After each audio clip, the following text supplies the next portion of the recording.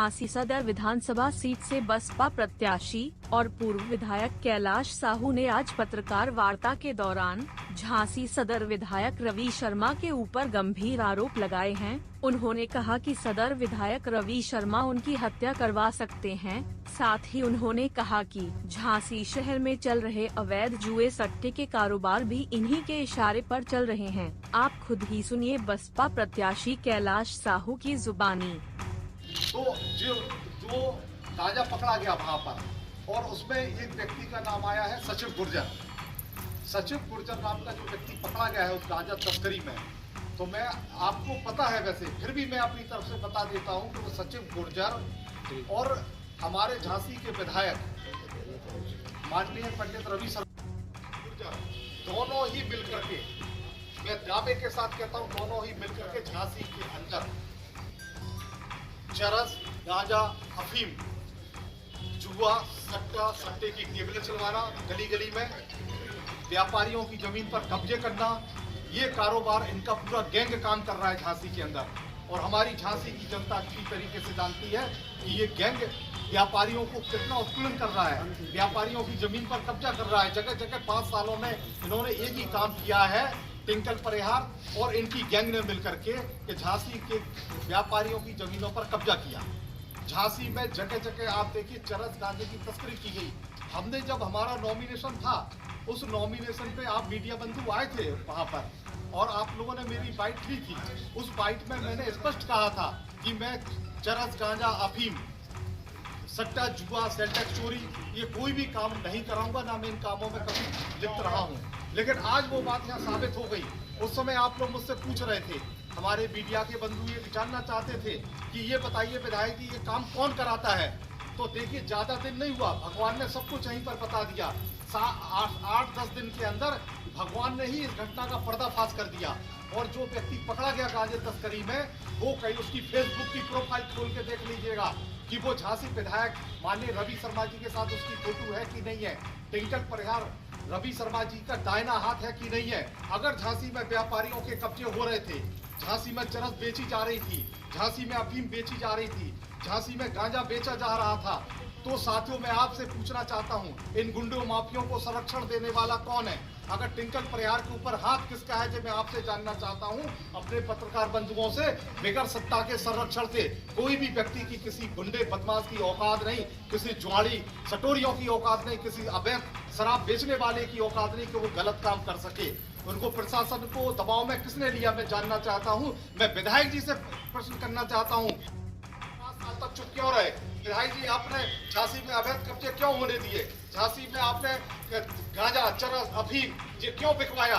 जी हम पूछना, जिस हम इसलिए इस दावे के साथ करें, मेरे पास प्रमाण है, आप फेसबुक पर देख लीजिए, सोशल मीडिया पर जो वीडियो आए हैं, जो फोटोएं आई हैं, वो मेरे पास सारी सेव रखी है। अगर आप कहेंगे वो भी हम दे देंगे कि सचिव गुर्जर टिंकल परिहार के साथ फोटो देख लीजिएगा, माननीय विधायक जी के साथ आप फोटो, माननीय विधायक पंडित रवि शर्मा जी के साथ आप फोटो देख लीजिएगा, टिंकल परिहार की एवं सचिव गुर्जर की। तो ये लोग आज से नहीं, हमें लगता है ये लोग लंबे समय से तस्करी का काम कर रहे थे और तस्करी का काम करके इनने लाखों करोड़ों रुपए अवैध कमाई की है, लाखों करोड़ों रुपए की। और हमारे झांसी के नौजवानों को इन्होंने जहर देने का काम किया, जो युवा पीढ़ी को, आप देखिए, हमें दुख होता, बच्चे आपके हों चाहे हमारे बच्चे हों, लेकिन जिस तरीके से झांसी में इन्होंने गांजा, चरस, अफीम जगह जगह बिकवाए गया साथियों इस गैंग के द्वारा।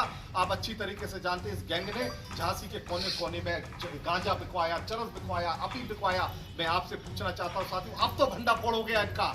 अगर कुदरत ने समय रहते भंडाफोड़ कर दिया। मैं झांसी की देवतुल्य जनता से विनती करना चाहता हूं, मैं उनके माता पिता से विनती करना चाहता हूं, झांसी की जनता से, कि आप लोग जागरूक होइए, आप पार्टी बंदी में मत पड़िए। मैं अपने किसी भी स्वार्थ के लिए राजनीति में नहीं आया हूं, न मैं किसी स्वार्थ से राजनीति कर रहा हूं। मैं तो सिर्फ इस गंदगी को साफ करने के लिए आया हूं। मैं तो ये चाहता हूं कि व्यापारियों की जमीन पर कब्जे ना हो, हमारे नौजवान बच्चे, छोटे छोटे बच्चे, वो किसी भी तरह की तस्करी या किसी भी तरह के नशे के गिरफ्त में ना आए। मुझे फिक्र अपने झांसी के नौजवान बच्चों की हो रही है, जो माता पिता अपने बच्चों के उज्जवल भविष्य के लिए देखते हैं कि हमारे बच्चों का उज्जवल भविष्य हो। लेकिन अगर ये तस्करी होगी, ये चरस, गांजा, अफीम के आदि बना दिया जाएगा हमारे बच्चों को, तो सोचिए हमारे झांसी का भविष्य क्या होगा। इसलिए आप लोग मेरी मदद करिए।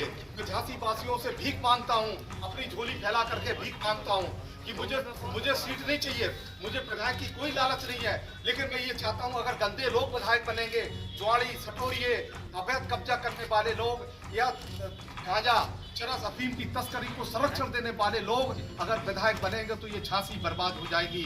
मैं झांसी को बचाने की भीख अपने झांसी वासियों से मांगता हूँ कि आप लोग इस मुझे भिखारी समझ के एक भीख दे दीजिए और इस झांसी को बचा लीजिएगा।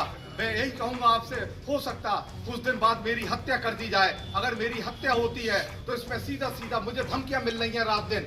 मैं कसम खा करके कहता हूँ, आज मैं अपनी पत्नी के साथ यहाँ बैठा हूँ, मेरे छोटे छोटे बच्चे घर पर हैं। आज मुझे जान से मारने की धमकियां मिल रही हैं 10 दिन के अंदर। हमारे कार्यकर्ताओं को धमकियां मिल रही हैं, हमारे लोगों को डराया जा रहा है, धमकाया जा रहा है। ये कहा जा रहा है विधायक जी को हमने 5 करोड़ रुपया दे दिए। मैं विधायक जी को बताना चाहता हूँ, विधायक जी तुम्हारी औकात नहीं तुम कैलाश साहू को खरीद सको। जब तक कैलाश साहू की जिंदगी है, कुदरत की जिंदगी है, तब तक तुम उसको खरीद नहीं सकते। और मैं ये भी आपसे कहूंगा, अगर मेरे ऊपर कोई भी घटना घटती है, झूठे मुकदमे लिखे जाते हैं मेरे ऊपर, मेरे परिवार के ऊपर, मेरे भाई के ऊपर, हमारे कार्यकर्ताओं के ऊपर, हमारे संरक्षक केसी साहू जी के ऊपर, हमारे समाज के जिलाध्यक्ष श्री धर्मेंद्र साहू जी के ऊपर, हमारे आनंद साहू जी, हमारे बहुजन समाज पार्टी के कोऑर्डिनेटर या हमारे बहुजन समाज पार्टी के कार्यकर्ताओं के ऊपर अगर झूठा मुकदमा लिखा जाता है या कोई भी घटना को अंजाम दिया जाता है तो मैं आपसे दावे से कहता हूं, मैं आज ये आखिरी प्रार्थना कर रहा हूं आपसे कि इसमें पंडित रवि शर्मा जी का हाथ होगा। अगर मेरी हत्या होती है तो इसके दोषी पंडित रवि शर्मा को ही माना जाए, जो मेरा आखिरी बयान होगा। क्योंकि जिस तरह की मुझे जानकारी मिल रही है, मुझे धमकाया जा रहा है कि अगर आप सुधर जाओ, आप शांत होकर के बैठ जाओ, नहीं तो आने वाले समय में ठीक नहीं होगा तुम्हारे साथ। इसलिए मुझे मजबूरी में पत्रकार वार्ता बुलानी पड़ी, क्योंकि वो लोग वो नहीं छापते हैं, कहीं पेपर तो 10 दिन तक भी नहीं छापे, कहीं इतने छाप देते हैं। ये बताया जाता है कि कैलाश साहू मिल गया है मीडिया के माध्यम से, कैलाश साहू अपने चुनाव को ठप कर दिया उसने। जबकि साथियों आप जानते हो, इतना बड़ा कार्यालय हम लोग चला रहे हैं, हमारे कार्यकर्ताओं के खान पान की व्यवस्था है, जाने आने की व्यवस्था कैलाश साहू ने की है। ये सब एक रणनीति है माननीय विधायक जी की। मैं विधायक जी से कहना चाहता हूँ, विधायक जी अगर हमारे साथ कोई भी अपराध होता है, हमारे साथ हमारी पत्नी या हमारे छोटे छोटे बच्चों के साथ कोई भी घटना होती है तो याद रखना तुम, ये झांसी की जनता तुम्हें माफ नहीं करेगी। और हमारे साथ कोई भी घटना हो तो इसका सीधा जिम्मेदार हम रहे इस दुनिया में ना रहे। हम आज नहीं कल जिंदगी हमारी जानी है, लेकिन हमने इस अन्याय और अत्याचार के खिलाफ हमने पूरी जिंदगी संघर्ष किया है, 30 साल से संघर्ष कर रहे हैं। हम आपके पैसे से डरने वाले नहीं है, हम आपके गुंडे माफिया मवालियों का जो आपने जमावड़ा लगा रखा है अपने पास में, आप लोगों को जो डरा रहे हैं, जो धमका रहे हैं, हम इससे पीछे नहीं हटेंगे, आप ध्यान रख लीजिएगा। और हम आने वाले समय में पूरी ताकत से चुनाव लड़ेंगे और झांसी की जनता से अंत में हम अपील करेंगे कि आप लोग बढ़ चढ़ के हिस्सा लीजिएगा और अपना मतदान कीजिएगा। और दूसरा, मैं माननीय मुख्यमंत्री जी से भी अनुरोध करूंगा, माननीय मुख्यमंत्री योगी जी, आपने हमेशा कहा कि हम गुंडों बदमाशों को संरक्षण नहीं देंगे, इनकी जगह जेल में होगी। लेकिन मैं माननीय मुख्यमंत्री जी से पूछना चाहता हूं, योगी जी से, कि आप हमारे हम सबके मुख्यमंत्री हैं। माननीय मुख्यमंत्री जी, मेरा आपसे एक सवाल है कि झांसी में जो आपने टिकट दिया है जिस व्यक्ति को, उसके बारे में इतिहास पता कर लीजिएगा। सारे गुंडे बदमाशों का संरक्षण दाता वही व्यक्ति है। झांसी में जो सट्टा जुआ सेल टैक्स चोरी हो रही है, गांजा तस्करी हो रही है, उसका संरक्षण दाता कौन व्यक्ति है? ऐसे व्यक्ति के खिलाफ क्या आप कार्रवाई करेंगे? मैं माननीय मुख्यमंत्री जी से पूछना चाहता हूं। मैं चाहता हूं कि माननीय मुख्यमंत्री जी वो चुनाव आयोग इसकी जांच कराए। जो गाड़ी पकड़ी गई है, जो व्यक्ति पकड़ा गया है सचिन गुर्जर, उसकी कॉल रिकॉर्डिंग निकलवाई जाए, कॉल की जानकारी ली जाए, आखिर वो व्यक्ति कितने दिनों से, कितने समय से किस व्यक्ति के संपर्क में था।